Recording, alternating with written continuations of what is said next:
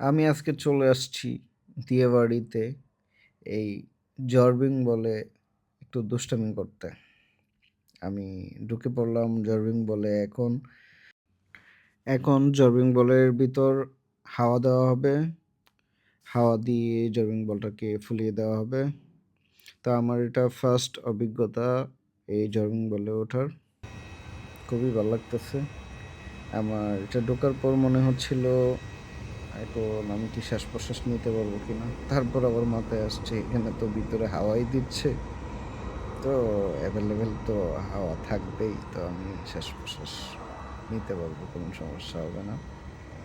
তো ফার্স্টে ঢোকার পর একটু ভয় লাগছিল। তারপর ভালোই লাগতেছে। উইঠা দাঁড়াইলাম।